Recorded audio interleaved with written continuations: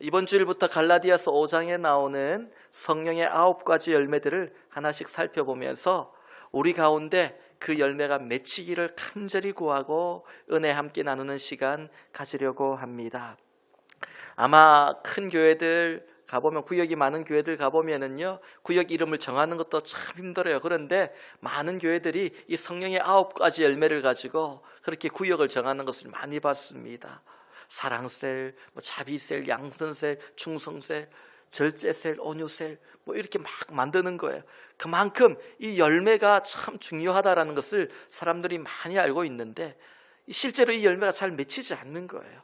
이게 우리의 고민 아닙니까? 그래서 우리가 이 말씀을 보는 동안 하나하나 어떻게 해야지 이 열매가 맺히는지 우리가 말씀 가운데 그 길을 발견하고 또 성령의 지혜를 구하는, 또 그 은혜를 구하는 시간 될 수 있기를 바랍니다. 성령의 9가지 열매들은 예수님의 성품을 나타낸다, 그렇게 지난주에 말씀을 드렸습니다. 이 열매는 어떤 결과가 아니라 예수님의 성품을 나타내는 거예요. 그 9가지가 다. 그래서 내 속에 성령의 열매가 맺힌다라는 것은 한마디로 말하면 내가 주님 닮아간다라는 거예요. 내가 예수님을 좀 닮아간다는 거예요. 사람들이 나를 보면, 야, 그 사람 모습 속에 예수님이 보이기 시작하네. 그전에는 그 사람의 의가 보이고 그 사람의 욕망이 보이고 그 사람의 다른 무언가가 보였는데 이제 그 사람 속에 예수님이 보이기 시작하네. 이게 바로 성령의 열매를 맺는다, 그런 뜻이에요. 얼마나 아름다운 모습입니까? 많은 성도들이 예수님으로부터 위로받고 능력받고 문제를 해결받는 일에는 너무나도 간절합니다. 금식을 하고 밤을 새우고 열심히 기도하고 주님께 매달려요. 그런데 내 삶이 정말 주님을 닮아가기를 간절히 사모하면서 그렇게 기도하는 사람들은 많지가 않더라는 거예요. 내 기도의 제목이 내가 주님 닮아가는 것입니다. 하나님, 내 삶이 주님을 닮지 못해서 늘 마음이 아픕니다. 저 이거 너무너무 답답하고 갈급해요. 내가 주님 좀 닮고 싶어요. 그렇게 기도하는 사람들은 많지 않아요. 다 자기의 문제를 가지고 이거 해결해 달라고, 하나님 해결해 주시옵소서, 기도하면 해결해 주신다면서요. 그렇게 매달리는 사람은 많은데, 주님, 내 속에 성령의 열매가 맺히지 않아서 나 이거 너무 괴로워요. 주님, 내가 주님을 닮은 모습이 되고 싶은데 사람들이 나를 볼 때 나를 통해 주님이 좀 드러나면 좋겠는데 그게 안 돼서 너무나도 힘들어요. 그렇게 기도하는 사람들이 많지 않더라는 거예요. 예수님께서 나를 위해 십자가를 지실 때 육체의 질고를 다 지셨고 질병을 가져가셨고 우리의 죄악을 가져가셨고 연약함을 다 가져가셨고 안 좋은 것 다 가지고 가셨으니 주님, 이제는 나는 좋은 것만 누려도 되지요. 이런 마음이, 내가 만든 내가 복음이 우리 마음에 있는 거예요. 지금 이게 잘못된 믿음과 간구 아닙니까? 주님이 좋은 것 다, 좋지 않은 것들, 나쁜 것들, 힘든 것들 다 가져갔으니 주님, 나는 당연히 이제 주님 믿으면 좋은 것만 누려야 되죠. 무조건 잘 돼야 되죠. 이렇게 생각하는 사람들이 많더라는 거예요. 예수님이 이 땅에 계실 때도 그런 마음으로 주님을 따랐던 사람들이 많아요. 주님이 왕이 되시면 나에게 한 자리 주십시오. 주님 따라다니면 오병이어 기적 보니까 평생 굶지 않겠네요. 물질의 복 무조건 다 받겠네요. 주님 다른 거 도와주실 거 없어요. 그냥 와서 기도 한번 해주시면 5,000명을 먹이고도 남을 떡과 고기가 생기니까 그거 한 번만 해주시면 내 삶 팍 풀리겠네요. 이런 마음으로 주님을 따랐던 사람들이 얼마나 많은지 몰라요. 그때 주님이 그들에게 하신 말씀은, 누구든지 나를 따라오려거든 자기를 부인하고 자기 십자가를 지고 나를 따를 것이라. 너 속에 너가 드러나는 것이 아니라 그리스도의 십자가가 드러나야 돼. 너를 통해 그리스도가 나타나야 돼. 그리고 십자가를 지고 주님을 따라야 돼. 그렇게 찬물을 한번 쫙 끼얹으신 거예요. 사람들이 아멘 했을까요? 수많은 사람들이 실망하고 떠났을 거예요. 예수를 믿는다고 하면서도 내가 주님 앞에서 내 길을 고집하고, 주님, 나는 이 길로만 가고 싶습니다, 도와주세요, 그렇게 믿는 것이 아니라 철저하게 나를 부인하고 내 길을 막는 일에 내가 최선을 다하고 주님 닮은 모습으로 주님의 길을 따라 걸어가야 주님의 제자다. 주님이 그렇게 말씀하셨어요. 여러분, 오늘 우리 속에 주님 닮은 이 성품이, 주님의 길을 쫓아가는 그 주님 닮은 그 모습이 성령의 열매로 지금 잘 자라고 있습니까? 열매 맺히고 있습니까? 계속해서 자라고 있습니까? 무르익고 있습니까? 이걸 한번 돌아보자는 거예요. 그냥 교회 수십 년 다닌다고 되는 거 아니에요. 저처럼 신학을 십수년 공부한다고 이게 또 되는 거 아니에요. 신학을 십수년, 아니 30년, 40년을 공부해도 주님 닮은 마음 품지 못하고 서 있다면 주님의 제자가 아니요. 그건 껍데기예요, 그냥. 주님의 성품인 성령의 9가지 열매를 맺는 게 왜 중요할까요? 왜 우리 삶 가운데 주님의 성품이 드러나야 될까요? 마태복음 7장 20절을 보면 예수님께서 그들의 열매로 그들을 알리라 그랬어요. 여러분, 이걸 또 잘못 오해해가지고요, 저 사람은 교회 다니면서 재물이 많이 생기고 좋은 일이 많이 생기니까 믿음이 좋은 거 아닙니까? 반면에 다른 권사님은 밤낮 기도하는데 맨날 찌들리게 사니까 그들의 열매로 안다 그랬는데 별로 믿음이 그냥 약한 거 아닙니까? 천만에요. 그렇게 적용하는 말씀이 아니에요. 어떤 분들은 교회가 저렇게 열심히 크는데, 저렇게 성장하고 컸는데 하나님이 기뻐하시는 교회 아닙니까? 하나님이 말씀하시는 그들의 열매는 그런 게 아니에요. 눈에 보이는 결과물, 성과, 이걸 얘기하는 게 아니에요.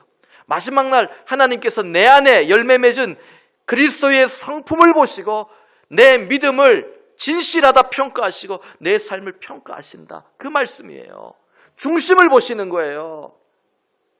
우리 모두가 알 만큼 눈에 보일 만한 큰 실적, 큰 일을 얼마나 많이 이루었느냐, 이거 보시는 거 아니에요. 지난주에도 말씀드렸지만은 내가 성령의 은사들을 얼마나 많이 받았느냐, 하나님 그거 관심 없으세요.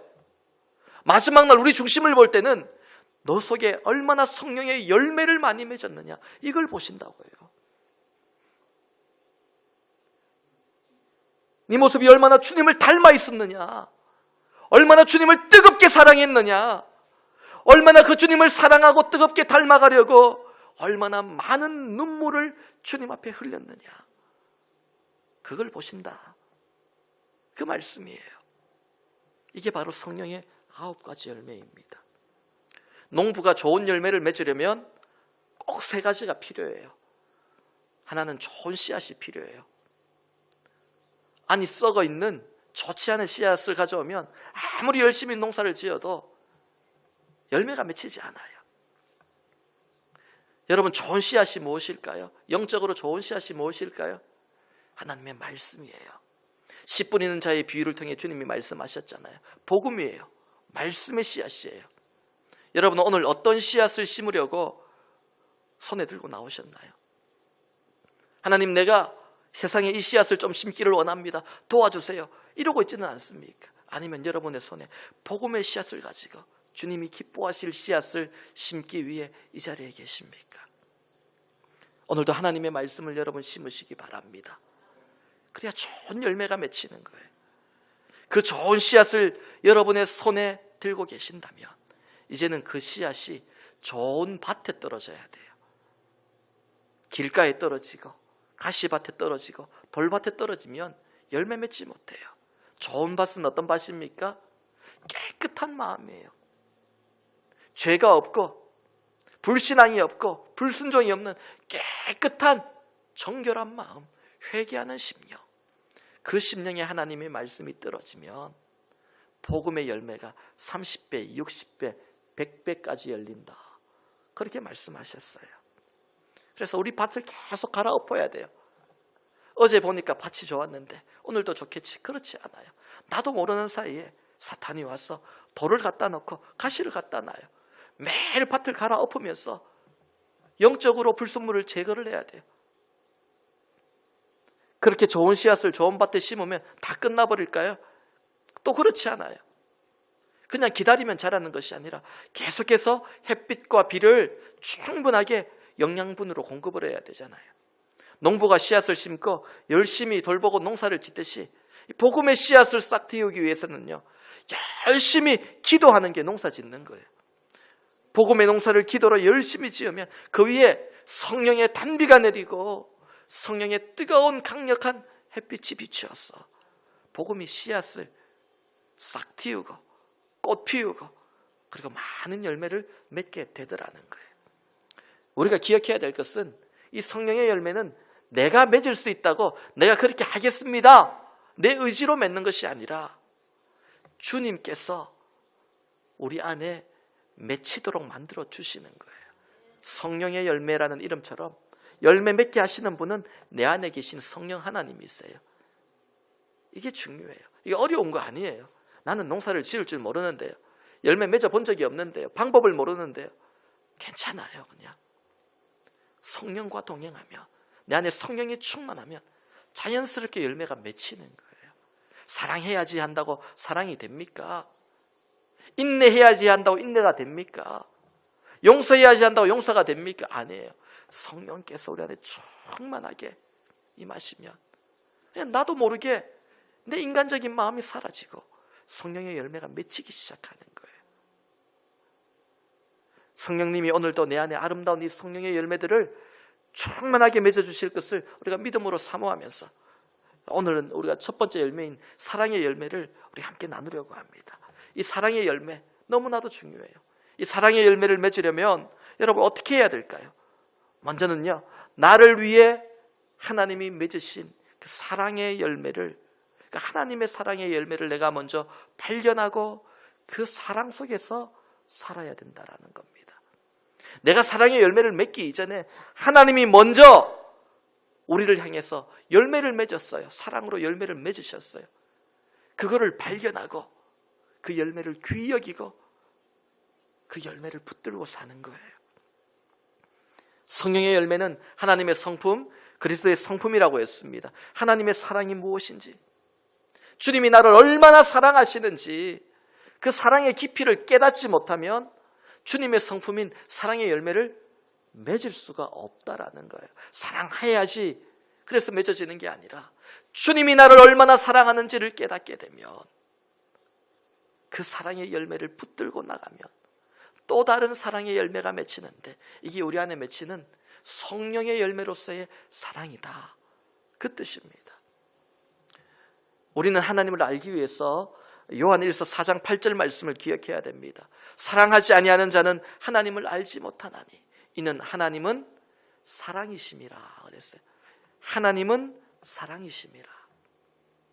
하나님은 그저 사랑 많으신 누군가가 아니라 하나님 그 자체가 사랑이라고, 하나님의 본질이 사랑이라고 말씀하셨어요. 내가 하나님을 만난다라는 것은, 내가 그분 앞에 서 있다는 것은 그분의 사랑을 경험하고 그분의 사랑 앞에 서 있다라는 거예요. 하나님을 만나놓고 하나님의 사랑을 모를 수 없다는 거예요. 여러분이 처음 주님 만났을 때 어땠나요? 저는 그래요. 처음 주님 만났을 때에 대굴대굴 굴렀어요. 그냥 제가 목사가 되었으니까 언제 주님 만났을 것 같아요? 어릴 때부터 사무엘처럼 탁 주의 성전에서 소리를 듣고 그렇게 했으면 좋겠지만은요, 저는 신학 3년을 할 동안 또 주님을 제대로 못 만났어요. 가짜예요, 가짜. 군대 갔다 오고 그러고 나서 4학년 때, 신학할 때 4학년 때 주님을 만났어요. 여러분, 신학한다고 다 주님 만나는 거 아니에요? 아니더라고요. 착각하고 사는 신학생들 많더라고요. 저는 주님 만났을 때 눈물 콧물 범벅돼서 대굴대굴 굴렀어요. 그냥 몇 시간을 눈물로 기도하고 또 기도했어요. 어떤 고백했을까요? 주님 사랑한다는 거예요. 그냥 주님 사랑한다는 거예요. 다른 고백이 안 나와요. 그냥 주님 사랑해요, 주님 사랑해요, 주님 사랑해요, 이거밖에 안 나오는 거예요. 그냥 이게 주님 처음 만나면 그래요. 왜? 주님은 사랑이시니까, 그 사랑을 경험하니까 반응은 주님 사랑해요 밖에 안 나오더라고요. 주님 만나자마자 잘됐다 주님, 안 그래도 내가 할 말이 있었는데 이것도 들어주시고 저것도 들어주시고, 이런 기도 안 나와요. 주님 처음 만나면 그냥 주님 사랑해요, 주님 사랑해요. 내가 그거 모르고 살았네요. 주님. 눈물이 흐르는 거예요. 누군가 처음 만났다고 해서 눈물이 흐르지 않아요. 왜 그렇습니까? 주님 만나고 나서 깨달았던 거예요. 주님이 나를 이토록 사랑하는 줄 모르고 살았다는 거예요. 주님이 나를 정말로 사랑하는 줄 모르고 살았다는 거예요. 그렇게 신앙생활하고 그렇게 교회 다니고 그렇게 봉사했지만은 주님이 나를 그토록 사랑하시는 줄은 미처 몰랐다는 거예요. 이게 주님 만난 자의 기쁨 아닙니까? 감격이에요. 눈물이 멈추지 않는 거예요. 그렇게 하나님은 이미 큰 사랑의 열매를 우리 안에 맺으셨어요. 우리 안에 그 열매가 있다니까요. 내가 사랑의 열매를 어떻게 맺지? 고민하지 마세요. 주님이 먼저 맺으셨어요. 우리 안에 사랑의 열매가 있어요. 그 열매 때문에 우리가 사는 거예요. 이미 내 안에 열매 맺은 하나님의 사랑, 어떤 사랑일까요? 요한일서 4장 19절 말씀 보니까 우리가 사랑함은 그가 먼저 우리를 사랑하셨습니다. 그가 먼저 우리를 사랑하셨습니다. 내가 주님을 먼저 사랑한 게 아니라 주님이 나를 먼저 사랑하셨대요. 여러분, 간혹요 신방을 가서 부부간에 어떻게 만나셨어요? 이래 물어보면 연애담을 막 얘기를 하시잖아요. 그럼 제가 물어봐요. 두 분 중에 누가 먼저 고백하셨어요? 누가 먼저 프로포즈 하셨어요? 누가 먼저 더 좋아한다고 말씀하셨어요? 누가 더 좋아하셨어요? 물어보면은 서로 자기가 안 했대. 나는 가만히 있는데 이 사람이 나를 하도 좋아해가지고 내가 그냥 불쌍했어. 그냥 사람 하나 그냥 살려준다고 그렇게. 자기가 먼저 안 했대요. 그냥. 근데 좀 바뀌었으면 좋겠더라고요. 내가 먼저 사랑한다고 했어요 라고 말하면 얼마나 멋져요. 이게 큰 사랑이잖아요. 이게 진짜 사랑이잖아요. 재미삼아 물어보는 질문이지만 이거 정말로 중요한 거예요. 누가 먼저 사랑했느냐? 하나님과 나의 관계 속에서 하나님이 말씀하세요. 네가 나를 먼저 사랑한 게 아니라 내가 너를 먼저 사랑한 거야. 너 그거 알아야 돼. 그 말씀하시는 거예요. 내가 주님을 알지 못하던 그때에도, 내가 하나님을 모르고 살던 그때에도 주님은 이미 나를 알고 계셨고 보고 계셨고 나를 붙들고 계셨고 나를 사랑하고 계셨다는 거예요. 내가 모르고 살았을 뿐이라는 거예요. 정말로 주님을 만나고 싶었던 삭개오, 세리로서 멸시와 천대받으면서 그렇게 사람들에게 외로운 자로 그렇게 사람들에게 따돌림 받으며 살았던 삭개오, 주님 너무너무 만나고 싶었어요. 주님이 나를 좀 알아주면 좋겠다는 마음이 있었어요. 그래서 주님이 어느 날 마을로 온다는 소리를 듣고 그 뽕나무로 올라가서 그 키 작은 삭개오가 주님이 보이지 않으니 나무 위로 올라가서 주님을 내다봤어요. 그러자 주님은 삭개오를 보시고 그가 있는 곳으로 오셨어요. 먼저 찾아오셨어요.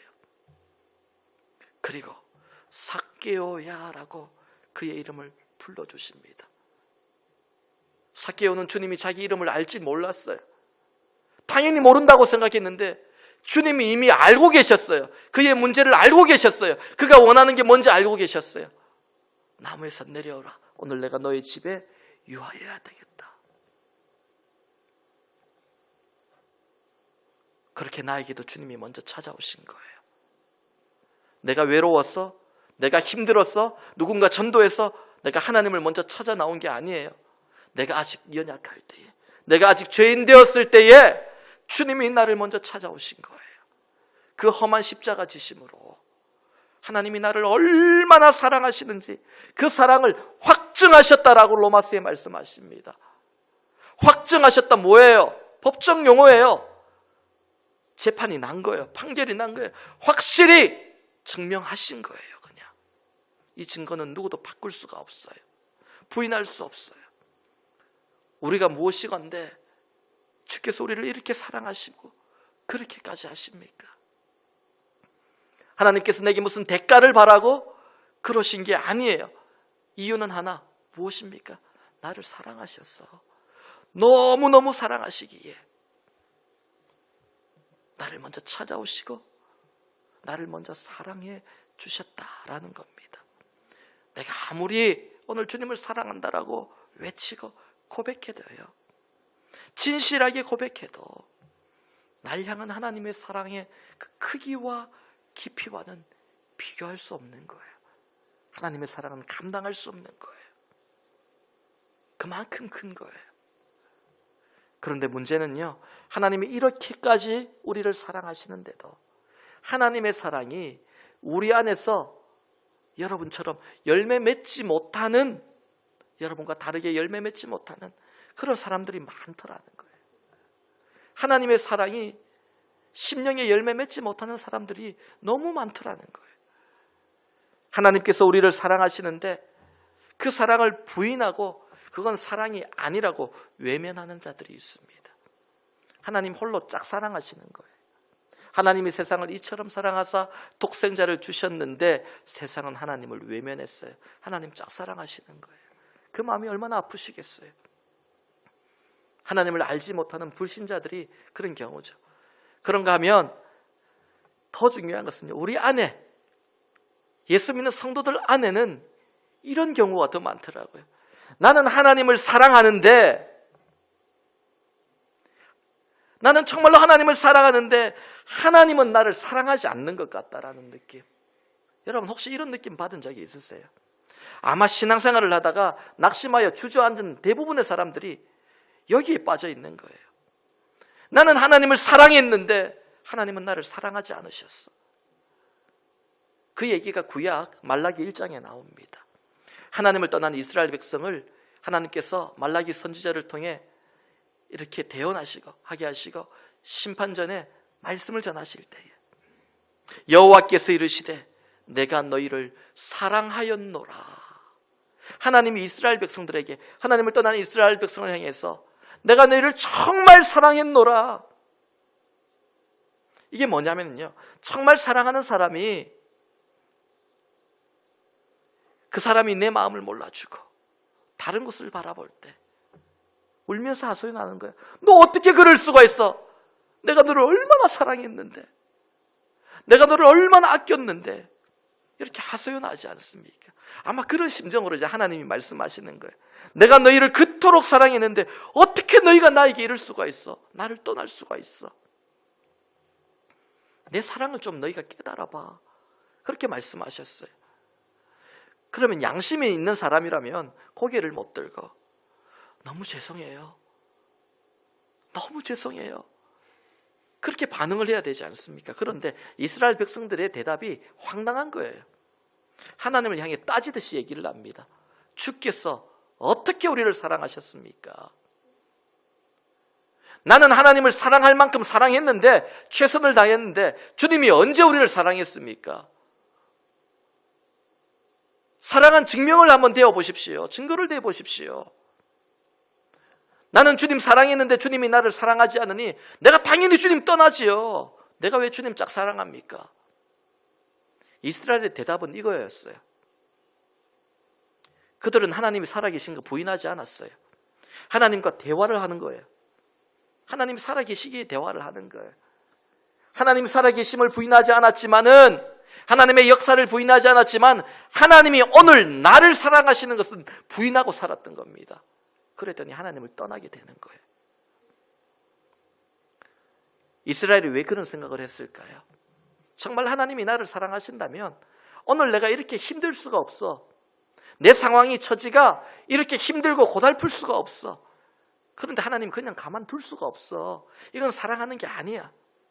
오늘 많은 분들이 신앙생활 하면서 낙심하고 갈등하고 힘들어하는 문제가 바로 여기 있는 거예요. 하나님이 나를 사랑하신다고는 하는데 마음에 와닿지 않는 게, 나는 그럼 왜 힘드냐는 거예요. 내 생활은 왜 이렇게 궁핍하냐는 거예요. 왜 이렇게 아프냐는 거예요. 혹시 여러분 그런 마음을 가진 분이 계십니까? 하나님이 살아계신 건 믿어요. 전혀 의심치 않아요. 그런데 하나님이 지금 나를 얼마나 사랑하시는지 용납할 수가 없는 거예요. 인정할 수가 없는 거예요. 믿어지지가 않는 거예요. 왜 그렇습니까? 오늘 내 삶이 남들보다 순탄하지 못하다는 거예요. 예수 안 믿는 사람들보다 더 힘들다는 거예요. 삶이 순탄해지면 하나님이 나를 사랑하시는가 보다 믿지만은요, 반대로 어려워지면 하나님은 나를 사랑하지 않으시오, 그렇게 생각하는 것. 여러분, 이스라엘 백성들이요, 그들이 방황하고 그들의 삶이 불행해진 것은 하나님의 사랑을 의심하면서부터 시작되는 거예요. 그들의 믿음이 흔들린 거는 하나님이 나를 사랑하신다는 사실을 의심하면서부터 믿음이 흔들리고 무너진 거예요. 다른 거 아니에요. 하나님의 사랑을 의심하면 믿음이 흔들려요. 신앙이 무너지는 거예요. 사랑하는 성도 여러분, 하나님께서 정말 여러분을 사랑하십니다. 믿으시기 바랍니다. 단 한순간도 여러분을 잊으신 적이 없으세요. 그 사랑이 식어진 적이 없으세요. 변한 적이 없으세요. 오늘도 신실하신 사랑이에요. 하나님이 자신의 생명까지 내어주셨다는 것은 다 주셨다는 거예요. 그냥 우리에게 아낌없이 다 주셨다는 거예요. 그만큼 사랑하시는 거예요. 하나님의 생명으로 우리를 사셨다는 것은, 하나님께서 생명으로 우리를 사시는 순간 우리에게 가격표가 붙는 거예요. 얼마라고 붙을까요? 숫자로 표현이 안 돼요. 예수의 피값, 그리스도의 생명, 그 가격이 딱 붙는 거예요. 우리한테. 이건 누구든지 이 가격표를 뗄 수가 없어요. 그게 우리 가치라는 겁니다. 여러분, 이 사랑을 알아야 돼요. 하나님께서 여러분을 사랑하시듯이 여러분도 하나님을 사랑하시기 바랍니다. 남에 대해서 내 자신을 사랑하라 그러니까 남을 짓밟고 남에 대해서 이기적인 마음을 가지고 내 욕심만 차려라, 그런 말이 아니에요. 내가 얼마나 존귀한 인생인지, 내가 얼마나 사랑받는 인생인지 기억하며 살라는 거예요. 비록 오늘 내 모습이 남들보다 초라할 수 있어요. 남들보다 연약할 수 있어요. 자존심 상하는 일들 가득할 수 있어요. 체면이 구겨지는 일, 내가 이 나이에 그래도 배울 만큼 배웠는데 이미 와가지고 이 모습이 무엇인가 참 부끄러울 때도 있어요. 그렇다고 해서 내 인생을 값없다 여기지 말고, 가치 없다 여기지 말고, 내가 나 스스로를 낮추어 보지 말고, 나는 존귀한 하나님의 백성이에요. 나는 주님의 사랑을 받는 사람이다. 믿음을 가지고 당당하게 살라는 거예요. 우리는 질그릇 같지만은 그 질그릇 안에 남들이 알 수 없는 보물이 담겨 있어요. 누굽니까? 그리스도 예수입니다. 주님 우리 안에 있기 때문에 우리는 가치 없는 인생이 아니에요. 주님 우리를 사랑하시고 붙드시기 때문에 우리는 존귀한 인생이 되더라는 거예요. 여러분, 자신을 더욱 사랑하시고 아끼시고 존중하시기 바랍니다. 주님 만난 후에 내가 걸어온 삶들 여러분 사랑하세요. 아끼세요. 존중해 주세요. 어떤 사람들은 자신의 과거가 못마땅해서 괴로운 사람들이 있어요. 그러지 마세요. 여러분, 때로는 연약함과 실수가 있었던 내 지난날의 모습이지만 그래도 자신을 향해서 수고했다고 격려하고 하나님의 은혜로 잘 버텼다고 축복하고 앞으로도 잘 살 것이라고 격려하세요. 하나님이 가치 있다 말씀하신 내 삶을 내 스스로가 무너뜨리는 것, 하나님이 얼마나 마음 아파하시겠어요. 그러니까 하나님의 사랑을 모르면 이 사랑의 열매를 맺을 수 없는 거예요. 마지막으로 이 사랑의 열매를 우리가 이제 알게 되었다면 이제는 내 삶을 통해 성령의 열매로서 이 사랑을 맺어야 되는데요. 이걸 어떻게 맺어야 되는가? 어떻게 하면 사랑하면 되는가? 이 구체적인 말씀이 마태복음 22장 37절 이하에 나오는데 예수님께서 말씀하세요. 가장 큰 계명이 무엇이냐? 두 가지를 말씀하시는데, 첫째는 네 마음을 다하고 목숨을 다하고 뜻을 다하여 주 너의 하나님을 사랑하라. 이게 첫째 되는 계명이고, 둘째도 그것과 똑같으니 내 이웃을 내 자신과 같이 사랑하라. 그러니까 사랑의 열매는 마음을 다하고 목숨을 다하고 뜻을 다해 하나님을 예배할 때 맺히는 거예요. 하나님을 향한 사랑의 열매는 그렇게 맺히는 거예요. 날마다 여러분 아침에 일어나서 주님 사랑해요, 주님 사랑해요 고백하세요.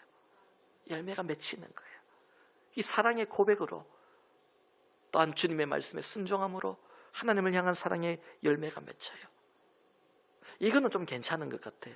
근데 문제는 뭐냐면 그 다음에 나오는 내 이웃을 내 몸과 같이, 내 자신과 같이 사랑하라. 이웃을 향한 사랑의 열매, 이게 잘 안 맺혀지는 거 아닙니까? 주님 사랑한다, 뜨거운 마음만 있으면 되는데 이웃을 향한 사랑의 열매는 참 맺기가 힘들더라는 거예요. 여러분, 성경을 보면 형제를 사랑하고 이웃을 사랑하라고 하는데, 이 형제 사랑, 이웃 사랑에 대해서 중요한 두 가지 기준이 있어요. 하나는 이 방법에 대한 문제인데요. 어떻게 이 열매를 맺어야 되냐면, 형제를 사랑하고 이웃을 사랑하되 내 몸과 같이, 내 자신과 같이 사랑하라. 굉장히 어려운 거예요. 그죠? 내가 살아야 누구도 사랑할 수 있는 거 아닙니까? 그런데 나를 대하듯이 사랑하라는 게 쉬운 일이 아니에요. 굉장히 어려운 일이에요. 또 한 가지 기준이 뭐냐면요, 이게 방법에 대한 기준이라면 범위에 대한 기준이 있는데, 어디까지 사랑해야 되는가? 그러면 주님이 말씀하시기를 너희의 원수까지도 사랑하라 그랬어요. 그러니까 사랑의 대상이 원수까지입니다. 그러니까 다예요, 다. 그를 위해 기도하라고 그러셨어요. 여러분, 원수까지 사랑하는 게 쉬운 일입니까? 이게 쉬운 게 아니에요. 그런데 이 두 말씀을요, 이 방법과 기준에 대한 두 말씀을 딱 합쳐보면 이 말씀이 나와요. 너희 원수까지도 내 몸과 같이 사랑하라. 여러분, 이거 가능할까요? 기가 막힐 노릇이죠, 이거. 물론 주님은 그렇게 하셨어요. 주님을 대적하는 우리를 위해서 주님의 피를 다 쏟으시면서 십자가에 돌아가셨어요. 이거 이루셨어요. 그런데 우리는 주님이 아니잖아요. 이거 가능할까요, 이게 지금? 오늘 설교를 듣고 여러분 기도하고 결단한다고 이게 가능한 거 아니에요. 여러분 원수를 위해 자기 몸을 내어줄 사람이 있습니까? 부끄럽지만 저도 안 돼요. 그거 아직까지 안 돼요. 원수는 밉지, 그냥 용서해 주는 정도까지는 되지, 원수를 위해 내 몸을 바쳐서 내 몸같이 그를 사랑하는 거 쉬운 일이 아니에요. 제가 말씀을 준비하면서 고민이 되는 거예요. 설교는 해야 되는데 나는 안 되고, 뭐 어떻게 해야 되냐 이거. 내가 바리새인이 되어야 되나, 서기관이 되어야 되나. 나는 안 되는 걸 설교에서 그렇게 하라 할 수도 없고, 고민이 되는 거예요. 그냥 하루 종일 묵상하면서 생각한 것이, 제가 말씀에서 열매라는 데서 답을 찾았어요. 여러분, 열매는 갑자기 맺히는 게 아니에요. 그렇죠? 갑자기 자고 일어났더니 이만한 수박이 맺혀 있더라, 그런 거 없어요. 여러분, 열매는 갑자기 맺히는 게 아니라 과정이 있어요. 처음에는 씨앗이 싹을 틔우고 줄기가 자라고 가지가 생기고 꽃이 피고 그 위에 열매가 맺히잖아요. 단계가 있는 거예요. 서서히. 이게 좀 소망이 되더라고요. 또 위로가 되더라고요. 처음부터 큰 열매 맺는 거 아니에요. 열매 중에도 작은 열매가 있고 또 큰 열매가 있어요. 어떤 열매는요, 처음 나올 때 꽃보다 더 작아요. 꽃보다 더 작은 열매. 나중에는 이렇게 커지지만 꽃보다 더 작은 열매도 있어요. 그런데 조금씩 자라서 큰 열매가 되는 겁니다. 저는 하나님께서 그리스도의 성품을 열매에 비유하신 이유가 여기 있다라고 믿습니다. 작은 열매부터 우리가 일단 맺으면 성령께서, 우리가 맺는 거 아니잖아요, 그 열매 가운데 자라게 하시고 그 열매를 무르익히게 하셔서 마침내 원수를 내 몸과 같이 사랑하는 큰 열매까지 자라게 하실 줄 믿습니다. 일단 우리가 먼저 해야 되나요? 누군가 한 사람을 사랑하고, 누군가 그 한 사람을 용서하고, 누군가 그 한 사람을 섬기는 그 작은 열매부터 여러분 시작하세요. 가정에서부터 작은 열매를 맺으시고, 직장에 나가서 나를 아프게 하는 그 누군가, 여러 사람이 감당이 안 되면 그 한 사람만을 위해서 열매를 맺고 작은 열매를 맺어가기 시작하는 거예요. 그 작은 열매가 하나가 두 개가 되고 또 10개가 되고 많아지면 그 속에서 또 큰 열매가 또 나오는 거 아닙니까? 기도하며 나갈 때 하나님이 열매를 자라게 하시고 그 열매가 잘 무르익게 만드셔서 너는 그리스도의 성품을 가진 성령의 사람이다 말씀하시게 되는 거예요. 누구도 처음부터 큰 열매를 맺을 수 없고 하나님께서 그렇게 요구하지도 않으세요. 처음에 작은 열매가 맺히고 점점 자라고 익어가는 게 주님 닮아가는 모습이에요. 성화의 모습이에요. 여러분, 나는 열심히 믿었는데 목사님 성령의 열매가 없는 것 같아요. 그렇지 않아요. 못 봐서 그래요. 아주 조그만한 게 있어요. 지금 우리 안에 성령이 계시다면 열매가 다 있어요. 너무 작아서 아직은 보이지 않지만 여러분 기도하면서 그 열매를 키워달라고 주님께 매달리세요. 오늘 말씀을 맺습니다. 성령의 9가지 열매 중에서 가장 먼저 되는 게 사랑이에요. 이 사랑이 없으면 나머지 8가지는 아무것도 아니에요. 맺힐 수가 없어요. 이 사랑의 열매를 먼저 잘 맺어야 돼요. 주님은 용서와 사랑, 섬김으로 그 사랑의 열매를 맺었어요. 여러분 용서하시고 섬기심으로 우리가 이웃 가운데, 하나님 가운데 사랑의 열매를 맺을 수 있기를 바랍니다. 마지막으로 요한일서 4장 12절 말씀 읽어드릴게요. 어느 때나 하나님을 본 사람이 없으되 만일 우리가 서로 사랑하면 하나님이 우리 안에 거하시고 그의 사랑이 우리 안에 온전히 이루어지느니라. 하나님 못 보셨나요? 우리가 예배드리고 함께 친교하고 교제하는데 우리 안에 하나님이 보이지 않나요? 그렇다면 서로 사랑하지 않아서 그래요. 사랑하면 보인대요 그냥. 왜? 하나님은 사랑이기 때문에. 여러분 이미 맺힌 우리 안에 사랑의 열매들이 있어요. 아직도 이제 맺혀지지 않는 열매도 있어요. 지금은 작지만 계속해서 기도하고 성령으로 물주면 바울이 얘기했듯이 그리스도의 장성한 분량에 충만한 데까지 우리가 이르는 날이 있을 줄 믿습니다. 그렇게 성령 안에 순종하며 주님 닮아가는 우리 모두가 될 수 있기를 주님의 이름으로 축원합니다.